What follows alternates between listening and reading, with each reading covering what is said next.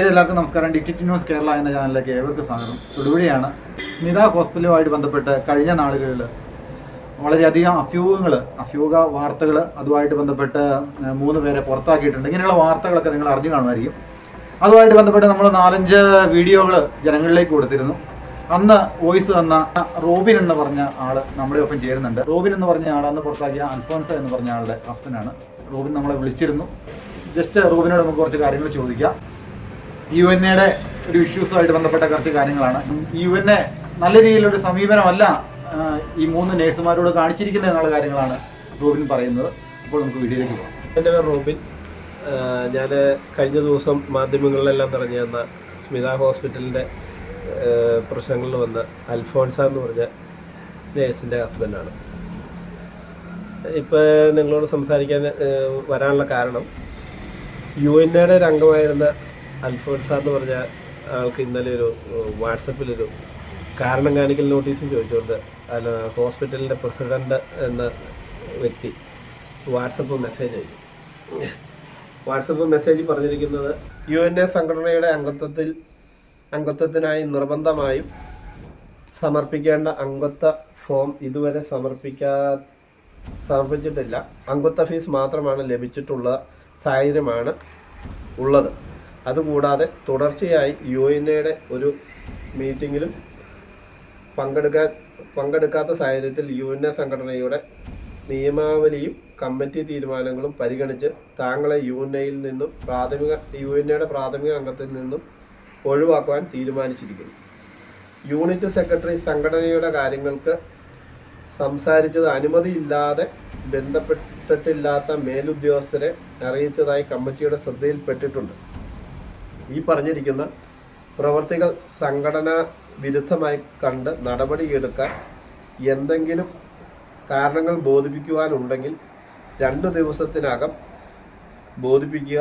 മറുപടി നൽകാത്ത പക്ഷം താങ്കളുടെ മേലുള്ള ആരോപണങ്ങൾ അംഗീകരിച്ചതായി കരുതിക്കൊണ്ട് സംഘടന തുടർ നടപടികൾ സ്വീകരിക്കുന്നതാണ്. 13/6/2026 president UN unit Smitha hospital. അങ്ങനെ ഒരു മെസ്സേജ് ഇന്നലെ വന്നിരുന്നു. ഈ അയച്ചയാളെ അറിയുന്നതാണോ? അയച്ചയാള് അതെ, അവിടെ വർക്ക് ചെയ്യുന്ന സ്റ്റാഫ് തന്നെയാണ്. മറുപടി കൊടുത്തോ? മറുപടി കൊടുത്തിട്ടില്ല. മറുപടി കൊടുക്കാന്ന് വെച്ചാൽ അവർ പറഞ്ഞിരിക്കുന്ന 2 ദിവസത്തിലെല്ലാം ബോധിപ്പിക്കുന്നതാണല്ലോ. തൊട്ട് ചേർന്ന് തന്നെ UN-യുടെ അടച്ചിരിക്കുന്ന ഫീസ് എൻ്റെ വൈഫിൻ്റെ ഗൂഗിൾ പേയിലേക്ക് റീഫണ്ട് ആയിട്ട് കാണിച്ചു. അപ്പോൾ മെസ്സേജ് വന്ന ഉടനെ തന്നെയാണോ റീഫണ്ട് ക്യാഷ്? അപ്പോൾ ഈ UN-ൽ ചേരാനായിട്ട് മെമ്പർഷിപ്പ് ആയിട്ട് ഈ 1550 രൂപ കൊടുക്കണം പെർ ഇയർ. അതിന് എൻ്റെ അറിവ്.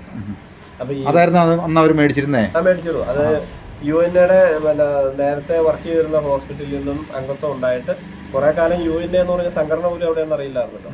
ഒരു കുറച്ച് നാളുകൾക്ക് ശേഷം വീണ്ടും UN എന്ന് പറഞ്ഞു വന്ന് മെയ് 2-ാം തീയതി പൈസ അടച്ചിരിക്കുന്നത്. ഇതിന്റെ UN-യുടെ മീറ്റിംഗിൽ പങ്കെടുത്തില്ല എന്ന് പറഞ്ഞിട്ട് UN-യുടെ മീറ്റിംഗ് 2 തവണ നടത്തുള്ളൂ. ഒന്ന് ഡ്യൂട്ടിയിലാണ് ആള്, ഒന്നാള് സ്ഥലത്തില്ല. അപ്പൊ ഈ കാരണം കാണിക്കൽ നോട്ടീസ് എന്ന് പറയുമ്പോൾ തന്നെ അടച്ച പൈസ തിരിച്ചു കൊടുത്ത്, അപ്പൊ അതിൻ്റെ അകത്തൊരു ഗൂഢാലോചനയുടെ ഭാഗമാണല്ലോ. ഉടനെ അത് ആളെ സസ്പെൻഡ് ചെയ്യുക, അപ്പൊ ആളെ പുറത്താക്കണം. അപ്പൊ ഈ സ്മിത ഹോസ്പിറ്റലുമായിട്ട് ബന്ധപ്പെട്ട ഇഷ്യൂ വന്നു കഴിഞ്ഞപ്പോൾ ഇവിടുത്തെ ജില്ലാ പ്രസിഡന്റിനെ വിളിച്ചിരുന്നു. അപ്പോൾ പുള്ളി പറഞ്ഞാൽ എന്താ വെച്ചാൽ, നിങ്ങൾക്കെതിരെയുള്ള കംപ്ലൈൻറ്റ് ഞങ്ങൾക്ക് കിട്ടിയിരുന്നത്. കംപ്ലൈൻറ്റ് കിട്ടിയിട്ട് ഇത്രയും ദിവസമായിട്ട് എന്തുകൊണ്ട് ഇവരത് ചോദ്യം ചെയ്തില്ല? ഈ ഒരു ഇഷ്യൂ വന്നിടം വരെ ആ കംപ്ലൈൻറ്റ് അവർ കൈപിടിച്ചുകൊണ്ടിരുന്നു. എന്താ കംപ്ലൈൻറ്റ് കിട്ടിയിരിക്കുന്നത്? മുതിർന്ന ഉദ്യോഗസ്ഥരെ ഹോസ്പിറ്റൽ UN-യുടെ സംഘടനാപരമായ കാര്യങ്ങൾ വീഡിയോ എടുത്ത് അയച്ചു തന്നു. അവർ പ്രൂഫ് വരട്ടെ. ചുമ്മാ ആരോപണം ഉന്നയിച്ചിട്ട് കാര്യമില്ലല്ലോ. എന്താ പ്രൂഫ് വരട്ടെ. UN-യുടെ സെക്രട്ടറി എന്ന് പറയുന്ന ആൾ എൻ്റെ വൈഫ് സംസാരിച്ചത് വേറെ ആരോടുമല്ല, ഹോസ്പിറ്റൽ ആ ഡിപ്പാർട്ട്മെൻറ്റിൽ ഇൻചാർജിനോട്. അതായത് CNO എന്ന് പറയുന്ന ഏറ്റവും സീനിയർ നേഴ്സിംഗ് ഓഫീസറെ വളരെ മ്ലേച്ഛമായ രീതിയിൽ, അതും സംഘടനയിൽ പെടാത്ത ഒരാളോട്, ഹോസ്പിറ്റലിൽ ഇരിക്കുന്ന ഒരു ഡോക്ടറോട് ഈ സംസാരിച്ചു. അതായത് ഇവർ തൊഴിൽപരമായ കാര്യങ്ങളുമായിട്ട് ലേബർ ഓഫീസിൽ ചെല്ലും, അങ്ങനെ സംസ്ഥാനങ്ങളിൽ പ്രശ്നങ്ങളൊക്കെ ഉണ്ടായത് UN-യുടെ സംഘടന ഉൾപ്പെട്ട്. അപ്പോൾ അവർ പറഞ്ഞ ഈ CNO ആണ് ലേബർ ഓഫീസിൽ പോയത്. CNO പറ്റി ഇവർ പറഞ്ഞത് ഒരു ഡോക്ടറാണ്, ഓൺ ഡ്യൂട്ടിയിലിരിക്കുന്ന ഒരു ഡോക്ടറോട് സംസാരിച്ചു. ഒരു സ്ത്രീ ഇവിടെ നിന്ന് വന്നിരുന്നു, ഒരു സ്ത്രീ സ്വാഭാവികമായിട്ടും വർക്ക് ചെയ്യുന്ന രീതിയിൽ എൻ്റെ വൈഫ് അതിന് ചോദ്യം ചെയ്തു.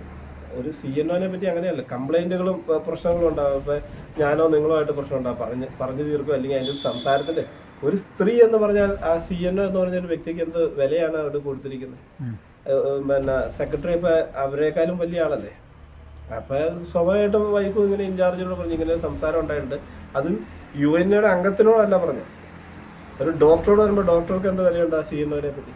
സ്വാഭാവികമായിട്ട് അങ്ങനെ പറഞ്ഞിട്ടുണ്ട്. അല്ലെങ്കിൽ ഇവർ പറഞ്ഞിരിക്കുന്ന വൈഫ് വീഡിയോ എടുത്ത് അയച്ചു കൊടുത്തു എന്ന് പറഞ്ഞാൽ വീഡിയോ എടുക്കാൻ പാകത്തിന് ഇവരുടെ നിന്ന് വരുമായിരുന്നു. ഇവർ ഈ സ്ത്രീ എന്ന് വിളിച്ചപ്പോൾ എന്നാൽ വീഡിയോ എടുക്കുക എന്ന് പറഞ്ഞ് നിന്ന് വരുമോ, ഇല്ലെങ്കിൽ അതിനുള്ള പ്രൂഫ് അവർ തരട്ടെ. ചുമ്മാ ഇതൊക്കെയാണോ UN എന്ന് പറഞ്ഞ സംഘടന? എനിക്ക് മനസ്സിലാവുന്നില്ല. ഞാനും എൻ്റെ തൊഴിൽപരമായിട്ട് സംഘടനയിലൊക്കെ ഉള്ളതാണ്. സംഘടന എന്ന് പറഞ്ഞാൽ 2 വർഷത്തൊന്നും കേട്ട് അതിൻ്റെ പ്രതിവിധി ഉണ്ടാക്കുന്നതാണ് എൻ്റെയൊക്കെ ഒരു അറിവിലുള്ള സംഘടന. നിങ്ങളുടെ ഭാഗം കേട്ടിട്ടുണ്ടോ UN? ഇല്ല, UN ഇതുവരെ അതല്ലേ. അതായത് ഈ ഹോസ്പിറ്റലിൽ നിന്ന് 3 പേരെ സസ്പെൻഡ് ചെയ്തേക്കുവാണല്ലോ. ഈ സസ്പെൻഡ് ചെയ്താക്കുന്ന 3 പേരുടെ കാര്യങ്ങളൊന്നും ചോദിച്ചല്ല. അതിൽ 2 പേര് UN മെമ്പേഴ്സ് ആണെന്ന് ജാസ്മിൻ ഷാ വീഡിയോയിൽ പറഞ്ഞിട്ടുണ്ട്. എന്തുകൊണ്ട് അവര് ചോദിച്ചില്ല? ഒരു ഫോൺ കോൾ പോലും വന്നില്ല. ഇല്ല.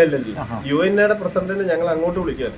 അങ്ങോട്ട് വിളിച്ചപ്പോഴാണ് പുള്ളി പറഞ്ഞത് നിങ്ങളെ പറ്റി പരാതി എന്തുകൊണ്ട് വിളിച്ചത്? UN ജില്ലാ പ്രസിഡന്റ് ജോൾഡി എന്ന് പറഞ്ഞ ഒരാളെ ഈ സംഭവത്തിന്റെ ഉണ്ടായി എൻ്റെ പിറ്റേ ദിവസം ഞങ്ങൾ വിളിച്ചിരുന്നു. അതായത് UN പ്രതിഷേധങ്ങളൊക്കെ രേഖപ്പെടുത്തി കഴിഞ്ഞപ്പോൾ എന്തുകൊണ്ടാണ് UN അംഗങ്ങളായ 2 പേരുടെ അഭിപ്രായം കേൾക്കാത്തത് എന്ന് ചോദിച്ചിട്ടുണ്ട്.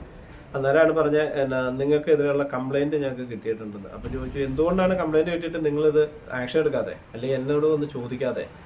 അത് ഞങ്ങൾ ചോദിക്കാനിരിക്കുമായിരുന്നു. 6 ദിവസം മുമ്പ് കംപ്ലൈൻറ്റ് കിട്ടിയത്. അപ്പോൾ 6 ദിവസമായിട്ട് കംപ്ലൈൻറ്റിന് ചോദിക്കാൻ അവർക്ക് സമയം കിട്ടാതെ നടപടി എടുക്കാനാണ് അവർ ചെയ്തത്. നടപടി എടുത്തോട്ടെ, എന്നും പ്രശ്നമുള്ള UN അല്ലേ, ഒരു സംഘടനയല്ലേ, സംഘടന രീതിയിൽ ചെയ്തോട്ടെ. പക്ഷെ എനിക്ക് ചോദിക്കാനുള്ള ചോദ്യമുണ്ട്, ഇതാണോ സംഘടന?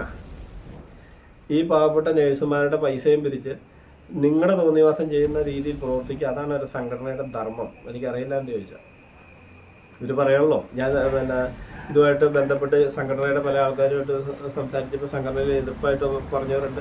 അതിനെപ്പറ്റി അന്വേഷിച്ചിട്ട് പറയും, പഠിച്ചിട്ട് പറയാൻ തോന്നി. ഇന്നലെ രാത്രിയിൽ വന്നിരിക്കുകയാണ് ഒരു പുറത്താക്കൽ നോട്ടീസ് വന്ന് ഉടനെ ക്യാഷ് റിട്ടേൺ ചെയ്തു. നിങ്ങളെന്താ ഇത്രയും ദിവസമായിട്ട് ഈ പൈസ ചെയ്യാത്തപ്പോൾ? ഈ നിങ്ങൾ കാരണം കാണിക്കൽ നോട്ടീസ് വിടുന്നതിന് മുമ്പ് എന്തുകൊണ്ട് നിങ്ങൾ ഈ പൈസ തിരിച്ചു വിട്ടില്ല? അല്ലെങ്കിൽ നിങ്ങൾ എന്തിനാ ഈ ഫോം അവിടെ പൂരിപ്പിച്ച് കൊടുത്തിട്ടുണ്ട്. ഫോം സെക്രട്ടറിയുടെ കയ്യിൽ ഏൽപ്പിക്കാൻ പറഞ്ഞ ഉത്തരവാദിത്തപ്പെട്ട ആളെ സെക്രട്ടറി പറഞ്ഞ ആളെ കയ്യിൽ ഏൽപ്പിച്ചിട്ടുണ്ട്. അത് ഇതിനുള്ള പ്രതികരണങ്ങൾ വന്നെങ്കിൽ അപ്പോൾ നമ്മൾ പേര് ഉൾപ്പെടെ പറഞ്ഞുതരാം. അപ്പം ഈ ഫോം ഉൾപ്പെടെ ഒന്നും കിട്ടാതെ നിങ്ങൾ എന്തിന് പൈസ റിസീവ് ചെയ്തപ്പോൾ? ഇതെല്ലാം ഒരു നാടകത്തിൻ്റെ ഭാഗമാണ്. UN എന്ന് പറഞ്ഞ ഒരു സംഘടന ഇടുക്കി ജില്ലയിൽ വളർത്താൻ നിങ്ങൾ ശ്രമിച്ചു, അതിന് പ്രശ്നമല്ല. പക്ഷേ അതിനൊരു ഒരാളുകളെ കുരുതി കൊടുത്തിട്ടാവരുത് നിങ്ങളുടെ സംഘടന വളർത്താനുള്ള ശ്രമം. അത് പലതവണ പല അനുഭവത്തിൽ നിന്ന് ഇപ്പോൾ എല്ലാവർക്കും മനസ്സിലായി തുടങ്ങിയിട്ടുണ്ട്. കാരണം നിങ്ങൾ സംഘടന വളർത്തിക്കോ, എന്നും പ്രശ്നമൊന്നുമില്ല. ആരെയും കുരുതി കൊടുത്തിട്ടുള്ളതൊന്നും സംഘടനയ്ക്ക് നല്ലതല്ല എന്ന് നിങ്ങൾ ഓർത്തു വച്ചു. അതിലൊരു മാറ്റമില്ല. അതിൽ ഈ സംഘടന കൊണ്ട് ഇവരെന്താ ഉദ്ദേശിക്കുന്നത്? സംഘടന എല്ലാ സംഘടനകളും തൊഴിലാളികൾക്ക് അനുകൂലമായിട്ടല്ലേ സംഘടന വരണ്ടേ?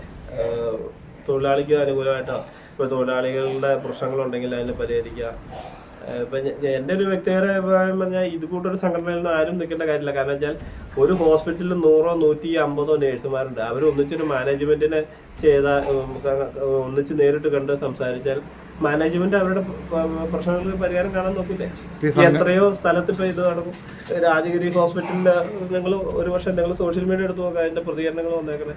ഇവരെന്തോ സമരം നടത്തി പിള്ളേരെല്ലാം പുറത്തുപോയി പണിയും പോയി.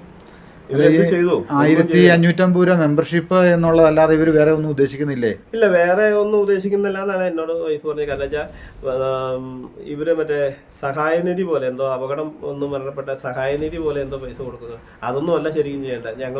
ഞാനൊരു സംഘടനയുടെ ഭാഗം വെറും തുച്ഛമായ പൈസയ്ക്ക് മെഡിക്കൽ ഇൻഷുറൻസ് അങ്ങനെയുള്ള കാര്യങ്ങളൊക്കെ ചെയ്യുന്നുണ്ട്. അതൊക്കെ ഒരു സംഘടനയുടെ ഇതായിട്ട് ഇത് സംഘടനയുടെ ആളുകളാണെന്നും പറഞ്ഞ് ഇങ്ങനെ പൈസ മേടിക്കുക, എന്നിട്ട് ഈ ഒന്നുമല്ലാത്ത നേഴ്സുമാരെ വഴിയാധാരമാക്കുക, അതൊക്കെ ഇവരുടെ പ്രവർത്തനങ്ങളിൽ നിന്ന് എനിക്ക് മനസ്സിലായിട്ടത്. കുറ്റാരോപിതരായിട്ട് ഹോസ്പിറ്റൽ മുദ്രകുത്തി, അതുപോലെ തന്നെ ജാമ്യത്തിനായിട്ട് നിങ്ങൾ കഴിഞ്ഞ നാളുകൾ എത്രയും നടക്കുമായിരുന്നാണ് അറിഞ്ഞത്.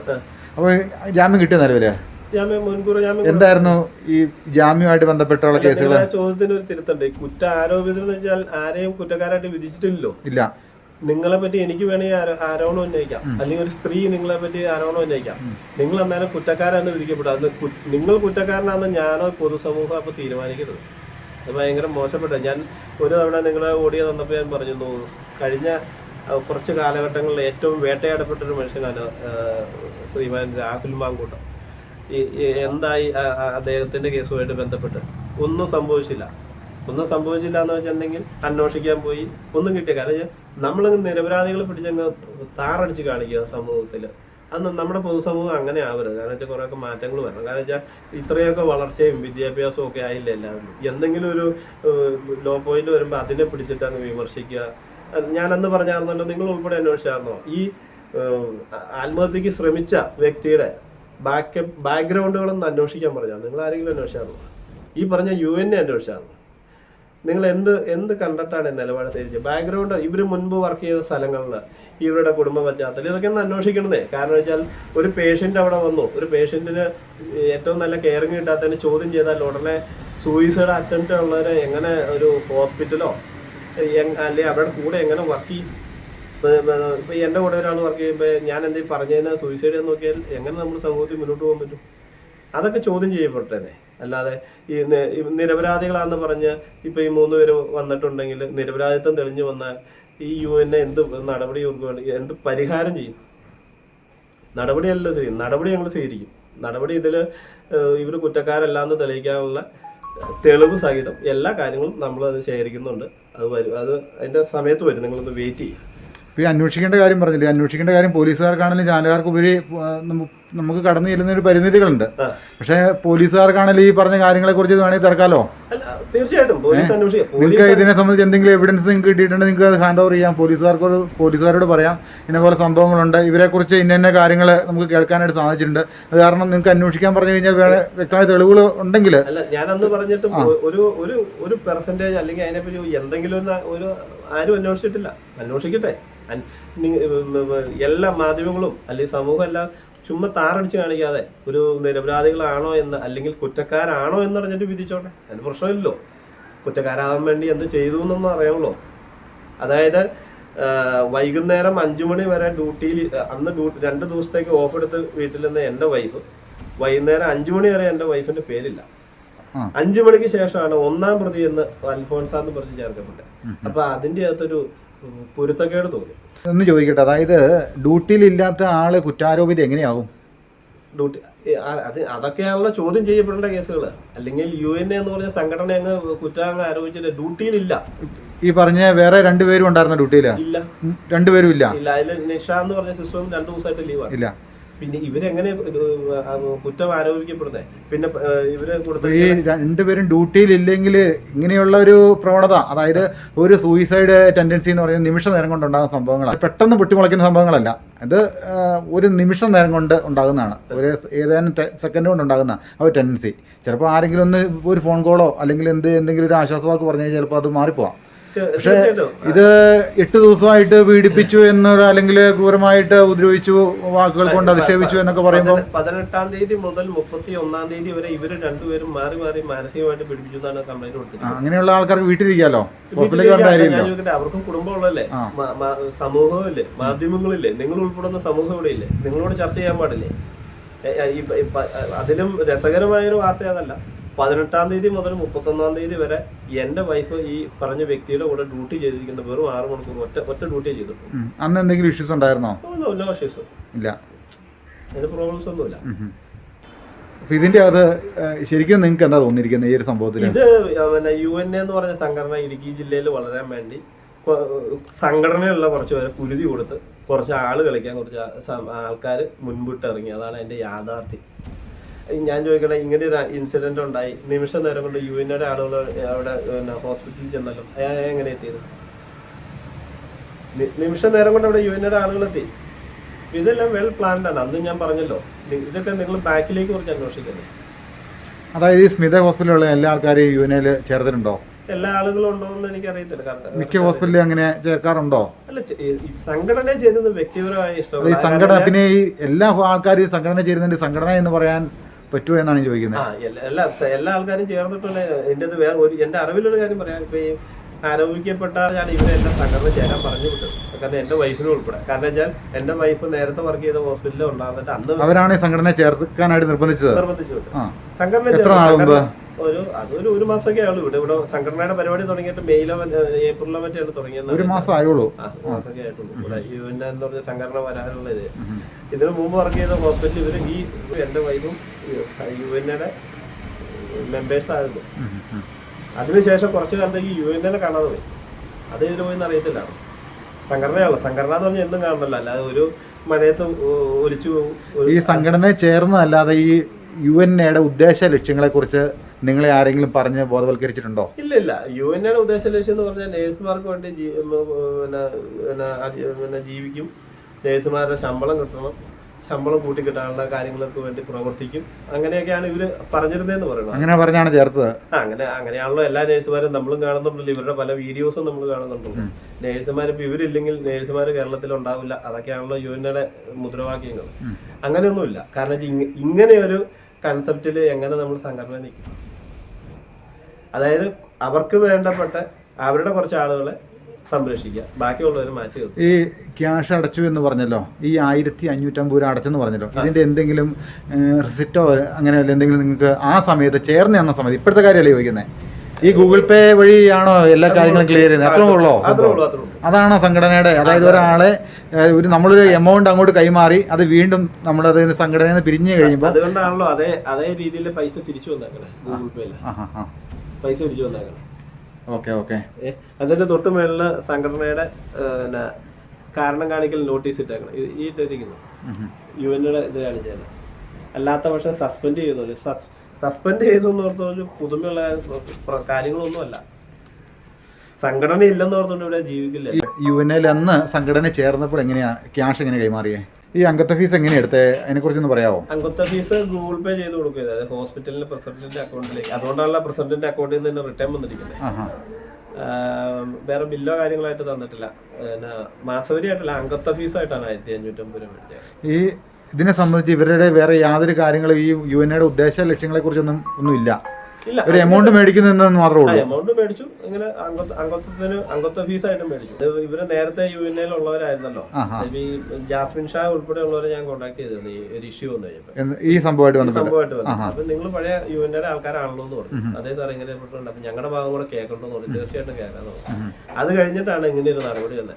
നടപടി വന്നല്ലേ ഇത് UN എന്ന് പറയുന്ന സംഘടന എന്തിനാണെന്ന് അറിയണല്ലോ. അതുകൊണ്ടാണ് ഞാൻ നിങ്ങളോട് മാധ്യമത്തിലൊന്നും.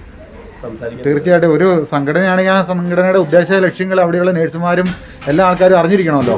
ഉദ്ദേശ ലക്ഷ്യം മാത്രമല്ല, സംഘടന എന്ന് പറഞ്ഞാൽ ഞാൻ പറഞ്ഞല്ലോ, നമ്മളിപ്പോ ഒരു കുടുംബത്തില് ചേട്ടനും അനിയനും വഴക്കുണ്ടായാൽ അപ്പൻ എന്ന നിലയിൽ രണ്ടു മക്കളുടെയും ഭാഗം കേൾക്കണ്ടേ? അതല്ലേ അതിന്റെ ഒരു കറക്റ്റായിട്ട് തീരുമാനം. നിങ്ങളുടെ ഭാഗം കേൾക്കാൻ തയ്യാറായില്ല അവര്. നമ്മുടെ ഭാഗം ഒന്നും കേട്ടില്ല. അങ്ങനെയാണെങ്കിൽ ആരും നമ്മളെ വിളിച്ച് ചോദിക്കണ്ടേ ഇത് എന്തുകൊണ്ട് പറ്റി, അല്ലെങ്കിൽ നമ്മളോട് രേഖാമൂലം ഒന്ന് ചോദിക്കണ്ടേ. ഇത് 2 ദിവസത്തിനുള്ളിൽ കാരണം കാണിക്കണം, ഇല്ലെങ്കിൽ നിങ്ങൾ അതിൽ നിന്ന് പുറത്തു പോകുന്ന അതുവരെയെങ്കിലും സമയം എടുത്തിട്ട് ഈ പൈസ കിട്ടാതെ കേൾക്കുമ്പോൾ ഒരു രസമുണ്ട്. ഈ കേസുമായിട്ട് ബന്ധപ്പെട്ട് എത്ര ദിവസം ജോലിയിൽ നിന്ന് അതിന് ശേഷം ജോലിയിൽ കയറിയിട്ടില്ല. ഹോസ്പിറ്റലുകാരെന്താ പറയുന്നത്? ഹോസ്പിറ്റലുകാർ അവർ അന്വേഷണ കമ്മിറ്റി വെച്ചിട്ടുണ്ട്, അവർ അന്വേഷണം നടക്കുന്നു. ഹോസ്പിറ്റലിന്റെ ഭാഗത്തുനിന്ന് അവരുടെ രീതി നടക്കട്ടെ. കാരണം വെച്ചാൽ ഞാനിപ്പോഴും പറഞ്ഞല്ലോ, തെറ്റ് ആര് ചെയ്താലും തെറ്റ് തന്നെയല്ലേ. തെറ്റ് ചെയ്തിട്ടുണ്ടെങ്കിൽ ശിക്ഷിക്കപ്പെടണം. അതിപ്പോൾ എൻ്റെ വൈഫാകുമ്പോൾ അങ്ങനെയൊന്നും അതിൻ്റെ അകത്ത് അനുകമ്പയൊന്നും കാണിക്കേണ്ട കാര്യമൊന്നുമില്ല. തെറ്റ് ചെയ്തിട്ടുണ്ടെങ്കിൽ, ഇല്ലെങ്കിൽ ഈ പറഞ്ഞ മാധ്യമങ്ങളും ഇതൊക്കെ എന്ത് ചെയ്യുമെന്നും കൂടെ ഒന്ന് അറിഞ്ഞാൽ നല്ല കാര്യമാണ്. കാരണം വെച്ചാൽ ഇവരുടെ ഫോട്ടോകൾ ഉൾപ്പെടെ അതിലേക്കെല്ലാം ഞങ്ങൾ വരുന്നുണ്ട്. ഞങ്ങൾ എന്നാലും ഇതൊന്നും മറക്കുന്നില്ല. എല്ലാം അന്വേഷിക്കട്ടെ. നിങ്ങളുടെ ഭാഗത്ത് കേസ് കൊടുത്തിട്ടുണ്ടോ? ഇല്ല, ഞങ്ങളുടെ ഭാഗത്ത് കൊടുത്തിട്ടില്ല. ഞങ്ങൾ അതിനെപ്പറ്റി പഠിച്ചുകൊണ്ടിരിക്കുകയാണ്. ഞങ്ങൾ അതിന്റെ പുറകെ ഞങ്ങളുണ്ടാവും. കാരണം വെച്ചാൽ വനിതകളുടെ ആണല്ലോ ഫോട്ടോസ് ഫേസ്ബുക്കിൽ ഇട്ടാൻ പാലാട്ടിയത്. അപ്പൊ ഒരു ചാനലുകാരൻ വന്നു, അല്ലെ UN-യുടെ കസ്റ്റഡിയിൽ ഒരു ചാനലുണ്ടെന്നും പറഞ്ഞൊന്നും ഒരു സമൂഹത്തില് വനിതകളെ അത്ര തേജോവധം ചെയ്യാൻ പറ്റുമെന്നൊന്നും അറിയുള്ളൂ. ഏതൊക്കെ ചാനലിൽ കൂടെയാണ് ഈ 3 പേരുടെ ഫോട്ടോ എല്ലാ ചാനലിൽ കൂടെ കയറി പോയോ? ചാനലിൽ കൂടെ ഒന്നും വന്നില്ല. അത് online channel news desk Kerala എന്ന് പറഞ്ഞോണ്ടോ അത് മാത്രം കണ്ടോളൂ. അതിന്റെ അത് മാത്രം ഫോട്ടോസ് വന്നു. ബാക്കിയുള്ള മാധ്യമങ്ങൾ റിപ്പോർട്ട് ചെയ്ത് കാരണം അവന്റെ യാഥാർത്ഥ്യങ്ങൾ അന്വേഷിക്കട്ടെ ഈ എന്നുള്ള രീതിയിൽ അവർ വന്നു. വേറെ ഒരു വാർത്തകളായിട്ട് വന്നില്ല. ഈ ന്യൂസ് ഡെസ്കിൽ മാത്രമാണ് ഫോട്ടോ ഉൾപ്പെടെ വന്നത്. ഫോട്ടോ മാധ്യമ ധർമ്മം ഒരു വാർത്ത ഇഷ്യൂസ് വരുമ്പോഴത്തേനും എല്ലാ മാധ്യമങ്ങളും വരും വാർത്ത എടുക്കും. അത് മാധ്യമങ്ങൾ സ്വാഭാവികമാണല്ലോ. നല്ല മാധ്യമങ്ങൾ അതിനെപ്പറ്റി പഠിച്ചിട്ട് വിടുള്ളൂ. അല്ലാതെ എന്തെങ്കിലും ഒരു റീച്ച് കിട്ടണം എന്നുള്ള രീതി ഇരിക്കുന്നവരെ ഇങ്ങനെ കേൾക്കുന്നതിന് മുമ്പ് എടുത്തുള്ളൂ. പിന്നെ ഞാനതിൽ നിന്ന് പലതവണ കണ്ട് എനിക്ക് ബോധ്യപ്പെട്ട കേസ് UN-യുടെ വാർത്തകളെല്ലാം പ്രൊമോട്ട് ചെയ്ത് ഓൺലൈനിൽ വിടുന്നത് ഈ ന്യൂസ് ഡെസ്ക് കേരള എന്ന് പറയുന്ന ചാനലാണ്. ഈ പല വാർത്തകളും ഞങ്ങൾ അപ്പൊ അവരുമായിട്ടുള്ള ടൈപ്പ് വച്ച് ഈ 3 പേരെ അങ്ങോട്ട് തേജോവധം ചെയ്യാന്നാണ് UN അല്ലെങ്കിൽ ചാനലുകാർ ഓർത്തെങ്കിൽ അത് തെറ്റുപറ്റും എന്ന് ഞാൻ ഉറപ്പായിട്ട് പറയുകയാണ്. അതിൽ നിങ്ങൾക്ക് തെറ്റുപറ്റുമായിരിക്കും. ഡിക്റ്റേറ്റീവ് ന്യൂസ് കേരള ചാനലിലേക്ക് വിളിക്കാൻ നമുക്കൊരു ഇന്റർവ്യൂ തരാൻ എന്താ കാരണം ഉണ്ടായേ? അല്ല, മറ്റൊരു മാധ്യമങ്ങളും നമ്മുടെ ഇതൊന്നും ചോദിച്ച് നമ്മളോടൊന്ന് ഇതിന്റെ കാരണങ്ങൾ അന്വേഷിച്ചൊന്നും ആരും വന്നില്ല. അപ്പൊ ഞാൻ തൊടുപുഴയായിട്ട് ബന്ധപ്പെട്ട് നിൽക്കുന്നതാണ്. അപ്പൊ ഡിക്റ്റേറ്റീവ് ചാനൽ എനിക്കറിയാം, നിങ്ങൾ കൂടുതലും അന്വേഷിക്കുകയോ ഒക്കെ ചെയ്യുന്ന ആളുകളാണ്. പല കേസുകളും നിങ്ങളിപ്പോൾ ഈ കഴിഞ്ഞ ദിവസം കുറച്ചും കൂടെ നിങ്ങളോട് വിളിക്കാനുള്ള കാരണം ഈ കൂത്താട്ടോളം കഴിഞ്ഞ ദിവസം ഒരു ഡോക്ടറുടെ കേസ് നിങ്ങൾ റിപ്പോർട്ട് ചെയ്തിരുന്നു. അതിന്റെ വാർത്തകളൊക്കെ ഉണ്ട്. അപ്പൊ എനിക്കൊരു തോന്നൽ, ഞാനൊരു പരിധി വരെ മറുനാടൻ മലയാളി എന്ന് പറഞ്ഞ ചാനലിൽ മറുനാടൻ മലയാളി പിന്നെ വാർത്തകളുടെ യാഥാർത്ഥ്യം മനസ്സിലാക്കാതെ റിപ്പോർട്ട് ചെയ്തു. ഞാൻ ഇതിനു മുമ്പ് ഇവരോട് പറഞ്ഞു, യാഥാർത്ഥ്യങ്ങൾ മനസ്സിലാക്കി റിപ്പോർട്ട് ചെയ്തോട്ടെ എന്ന് പ്രശ്നമില്ല. ഞാൻ പറഞ്ഞില്ല, തെറ്റ് ചെയ്താൽ കുറ്റക്കാരാണെങ്കിൽ ശിക്ഷ അനുഭവിക്കണം. കുറ്റം ചെയ്തിട്ടില്ല എന്നുള്ളപ്പോൾ നമ്മൾ ശിക്ഷ അനുഭവിക്കേണ്ട കാര്യമില്ലോ. നമുക്കും മക്കളും കുടുംബമൊക്കെ ഉള്ളതല്ലേ. ഇതിൻ്റെ അകത്ത് എടുത്തു പറയേണ്ട ഒരു കാര്യം, 3 പേരും ഡ്യൂട്ടി സമയത്ത് ഇല്ലായിരുന്നു 3 ദിവസമായിട്ട്. ആ സമയത്ത് ഈ ഒരു ഇഷ്യൂസ് നടന്നെങ്കിൽ ഉറപ്പായിട്ട് അത് നിങ്ങൾക്ക് കേസിന് പോകാനുള്ള ഒപ്പുണ്ട്. നിങ്ങൾക്ക് നിയമസഹായം തേടിക്കഴിഞ്ഞു കഴിഞ്ഞാൽ എന്തായാലും നിങ്ങൾക്ക് അനുകൂലമായ ഒരു വിധി കിട്ടുമെന്ന് തന്നെ നമുക്ക് പ്രതീക്ഷിക്കാം. അത് ഞങ്ങൾ അങ്ങനെ പ്രതീക്ഷ ഉണ്ടോ നിങ്ങൾക്ക്? ഉറപ്പായിട്ടും. അതുകൊണ്ടാണല്ലോ നമ്മൾ ഇത്ര കോൺഫിഡന്റ് ആയിട്ട് പറയുന്നത്. കാരണം വെച്ചാൽ എന്തെങ്കിലും ഒരു വാർത്ത കിട്ടി ഉടനെ സമൂഹത്തിൽ കരിവാരിത്തേക്കാൻ ഇന്ന് ഞങ്ങൾ നാളെ മറ്റുള്ളവരും ആവരുത്. യാഥാർത്ഥ്യം എന്താണെന്ന് അറിയണ്ടേ? ഞാൻ പറഞ്ഞല്ലോ, ഇത്രയും വലിയ സംഘടനയൊക്കെ ആണല്ലോ ഈ ഇവരുടെ ഫീഡ്ബാക്ക് ഒന്ന് അന്വേഷിക്കാൻ പറഞ്ഞിട്ട് എന്ത് അവര് റിപ്പോർട്ട് വരാൻ അന്വേഷിക്കുന്നത്? നിങ്ങൾ ഉൾപ്പെടെയുള്ളവർ അന്വേഷിക്കും. നിങ്ങൾ ഡിക്റ്റേറ്റീവ് അല്ലേ? ആ പേരിന് തന്നെ ഒരു ഇതുണ്ടല്ലോ, നിങ്ങൾ അന്വേഷിക്കുക. കാരണം നമ്മൾ അന്വേഷിച്ചതിന്റെ ഭാഗമായിട്ടാണ് നിങ്ങളുടെ ഭാഗത്തു നിന്ന് ന്യായമുള്ള കാരണമാണ് നിങ്ങളെ സമീപിച്ചത്. ഒരു പരിധി വരെ ന്യായവും അന്യായവും ഒക്കെ സമൂഹം തീരുമാനിക്കുകയോ അല്ലെങ്കിൽ കോടതി തീരുമാനിക്കുകയോ ചെയ്യട്ടല്ലേ. ഞാൻ പറഞ്ഞില്ല, നമ്മൾ ചെയ്യാത്ത കുറ്റത്തിന് ഒരിക്കലും ശിക്ഷ അനുഭവിക്കാൻ പാടില്ല. അതൊരു വളരെ മോശകരമായൊരു കാര്യം. കാരണം ഞാൻ പറഞ്ഞല്ലോ, ഞങ്ങൾക്കും കുടുംബമുണ്ട്. ഈ പറഞ്ഞ 3 വ്യക്തികൾക്കും കുടുംബമുണ്ട്, മക്കളുണ്ട്. ഞാൻ ചോദിക്കുന്നു, ഇപ്പോഴും നിങ്ങളോട് ചോദിക്കുന്ന ഒരു കാര്യമുള്ളൂ, ഈ വ്യക്തി ഇങ്ങനെ ഗുളിക എടുത്ത് കഴിച്ചെങ്കിൽ ഒരാളോട് അതൊന്ന് ഷെയർ ചെയ്യാൻ സ്വന്തം ഭർത്താവിന് പോലും വിശ്വാസമില്ല. അപ്പൊ അവരോടൊന്ന് ഷെയർ ചെയ്തിട്ട് അതിനൊരു ഒരു മറുപടി കിട്ടില്ല, അല്ലെങ്കിൽ അതിനൊരു പോംവഴി ഉണ്ടാവില്ല. നമ്മളൊക്കെ സമൂഹത്തിലല്ലേ ജീവിക്കുന്നത്.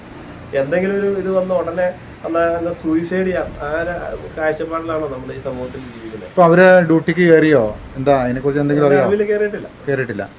അപ്പം 4 പേര് ഇപ്പം പുറത്താണ്. ഈ ഹോസ്പിറ്റലുമായിട്ട് ബന്ധപ്പെട്ട കേസിൽ ഞാനത് പ്രതികരിച്ചത് വെച്ചാൽ, നിങ്ങൾ ഒരു തവണ നിങ്ങൾ എന്നെ തോന്നുന്നു ഫോണിൽ വിളിച്ചിട്ടുണ്ടായിരുന്നു. തീർച്ചയായിട്ടും. അപ്പൊ ഞാനത് പിന്നെ എനിക്ക് തോന്നി, ഞാൻ അതിന്റെ പിന്നാമ്പുറങ്ങൾ കുറച്ച് പോയപ്പോൾ നിങ്ങളോട് സംസാരിക്കാൻ പറ്റും എന്ന് എനിക്ക് തോന്നി. അതുകൊണ്ടാണ് നിങ്ങളെ കഴിഞ്ഞ ദിവസം ആ കൂത്താട്ടത്തെ കേസ് ഞാൻ പറഞ്ഞല്ലോ, അത് എടുത്തുകൊണ്ട് വന്നു കഴിഞ്ഞപ്പോൾ എനിക്ക് എന്തെങ്കിലും ഒരു സത്യസന്ധത തോന്നിയോണ്ടാണ് ഞാൻ അങ്ങോട്ട് കോണ്ടാക്ട് ചെയ്തത്. കാരണം ഞാൻ ഈ ഇന്നലെ രാത്രിയിൽ വന്ന ഈ സാധനം കണ്ടപ്പോൾ സത്യത്തിൽ ചിരി വന്നു ആദ്യം. കാരണം ഒരിക്കലും അങ്ങനെ UN-യുടെ ഭാഗത്ത് അങ്ങനെ ഒരു സമീപനം തരം താണ പരിപാടി സംഘടന ചെയ്യാൻ കൊള്ളാം. വെറും തരം താണ പരിപാടിയല്ലേ. ഈ മെസ്സേജ് ഈ കാരണം കാണിക്കൽ നോട്ടീസ് വിടുക, തൊട്ടു പുറകെ അംഗത്വ ഫീസ് റിട്ടേൺ വിടുക. മിനിമം 2 ദിവസം വെയിറ്റ് ചെയ്തിട്ട് നിങ്ങളെ സസ്പെൻഡ് ചെയ്തു എന്ന് പറഞ്ഞിട്ട് സംഘടനയിൽ നിന്ന് പുറത്താക്കിയതുകൊണ്ട് നിങ്ങൾ വാങ്ങിയ പൈസ എന്ന് പറഞ്ഞാൽ അതിന് കേൾക്കുമ്പോൾ മാന്യതയില്ല. അന്ന് അവർ വിളിച്ചു പറയുന്ന എന്തെങ്കിലും ഫോൺ കോളോ റെക്കോർഡിങ്ങോ വല്ലതും കയ്യിലുണ്ടോ? ഇല്ല. നമ്മളിതൊന്നും പിന്നെ ചിന്തിച്ചല്ലോ നടക്കുന്നത്. ഈ അങ്ങനെ നമ്മൾ റെക്കോർഡ് ചെയ്ത് വെക്കുവോ അങ്ങനെ സംവിധാനങ്ങളൊക്കെ ചെയ്തിട്ടൊന്നുമില്ല. ഇങ്ങനൊരു UN-യുടെ ഭാഗത്ത് ഇങ്ങനെ ഒരു സമീപനം ഒരിക്കലും നമ്മൾ പ്രതീക്ഷിച്ചില്ല. ഒരിക്കലും. കാരണം UN എന്നല്ല, ഒരു സംഘടനയും, ഞാൻ പറഞ്ഞു നിങ്ങളും ഞാനും ഒക്കെ ചിലപ്പോൾ പല സംഘടനകളും പറയുന്നത്, ഒരു സംഘടന അങ്ങനെ തീരുമാനങ്ങൾ എടുക്കും. തുറന്ന കാര്യങ്ങൾ ചോദിക്കുക, പിന്നെ രണ്ട് പേരുടെ ഭാഗം കേൾക്കണം. രണ്ട് വർഷവും കേൾക്കുള്ളൂ. അതാണല്ലോ പറഞ്ഞ ഒരു കുടുംബത്തിലെ വിഷയം. ചേട്ടനും അനിയും പ്രശ്നം ഉണ്ടെങ്കിൽ അപ്പന് രണ്ടു മക്കളുടെയും ഭാഗം കേൾക്കൂലേ? അതല്ലേ അതിന്റെ ഒരു ന്യായം. ഒരാളുടെ വർഷം പിടിച്ച് പറയാൻ പറ്റുമോ? വർഷം പിടിച്ചതോ പോട്ടെ, ഉടനെ മറ്റേ ആളെ സംഘടനയൊക്കെ പുറത്താക്കിയെന്ന് പറഞ്ഞ് നോട്ടീസ് കൊടുക്കും. എന്ത് സംഘടന ഇത്? അതിനിവിടെ നിങ്ങൾ ഈ സംഘടന ഇല്ലെങ്കിൽ ഇവിടെ ആരും നേഴ്സുമാർ പണിയെടുക്കില്ല. ഈ നിരപരാധികളായിട്ടുള്ള 3 നേഴ്സുമാരുടെ പേർക്ക് കേസെടുത്ത എന്നുള്ള കാര്യത്തിലാണ് നിങ്ങൾ എത്തിയിരിക്കുന്നത്. തീർച്ചയായിട്ടും അല്ലേ? നിരപരാധികൾ തന്നെയായിരുന്നു. 3 പേരും നിരപരാധികളാണ്. ഞാൻ പറയുന്ന ഒരു കാര്യമുള്ളൂ. എന്റെ ഞാൻ പറഞ്ഞില്ലേ, ഞായറാഴ്ച വൈകുന്നേരം വരെ എന്റെ വൈഫിന്റെ പേരില്ല. 5 മണിക്ക് ശേഷം ഇങ്ങനെ പെട്ടെന്നൊരു ആക്സിഡന്റ് പോലെ എന്റെ വൈഫിന്റെ കയറി വന്നു. ആ സമയത്ത് വൈഫ് എവിടെയാ? എന്റെ കൂടെ വീട്ടിലുണ്ട്. ടിവിയിൽ ഇങ്ങനെ എന്നെ ഒരാൾ വിളിച്ചു ചോദിക്കുന്നത്. അപ്പൊ ഞാനത് വലിയ ഗവനിച്ചില്ല. അങ്ങനെ വാർത്ത കൊടുത്താൽ ഈ 3 പേരും ലീവ് ആകാൻ എന്താ കാരണം? ഒരേ സമയത്ത് ഈ സംഭവമായിട്ട് ബന്ധപ്പെട്ട് 3 പേരും ഒരു ഹോസ്പിറ്റലായിട്ട് ബന്ധപ്പെട്ട് 3 പേരും ഞായറാഴ്ച സംഭവം. ഞായറാഴ്ചയാണ് സംഭവം. ഇൻചാർജേഴ്സിനും സിഇനൊക്കെ ഓൾറെഡി ലീവാണ്. എന്റെ വൈഫിന് ബൈ ചാൻസ് കിട്ടിയ ലീവാണ്. 2 ശനിയും ഈ 3 പേരെ ലീവ് ഒത്തു വന്നെന്ന് മാത്രമേ ഉള്ളൂ. അത്രേ ഉള്ളൂ.